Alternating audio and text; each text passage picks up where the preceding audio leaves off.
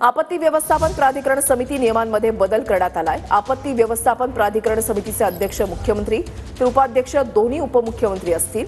2019च्या आपत्ती व्यवस्थापन समितीमध्ये मुख्यमंत्री आणि काही ठराविक मंत्री असतील असा नियम होता, मात्र अखेर या समितीमध्ये उपमुख्यमंत्री एकनाथ शिंदेंचा समावेश करण्यात आलेला आहे। आपत्ती व्यवस्थापनाच्या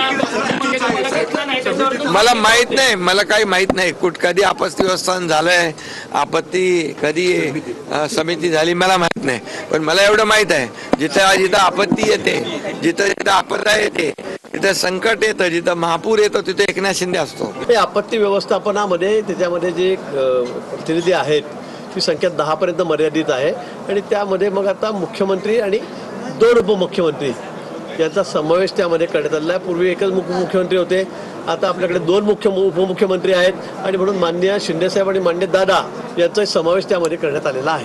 काय करायचं आपण करायचं, माझे मुख्यमंत्री आहेत यार, बाकी सगळ्या माझा नेंद्र काय फार म्हणजे ते मला फार मदत करतात, माझा नेंद्र फार सख्य असं काही नाही आहे। पण मुख्यमंत्री हा पदाचा सन्मान राखलाच केला पाहिजे। ते माझे उपमुख्यमंत्री मुख्यमंत्री होते, आता उपमुख्यमंत्री आहेत। नावं जाहीर होताना मुख्यमंत्र्यानंतर माझी मुख्यमंत्र्याचं नाव यायलाच पाहिजे होतं। ते कसं काय कळलं तुम्ही? आता काय उपकार केल्यासारखं दाखवताय? खरं तर एकनाथ शिंदेने सांगायला पाहिजे, तुमची आपत्ती तुम्हीच सांभाळा,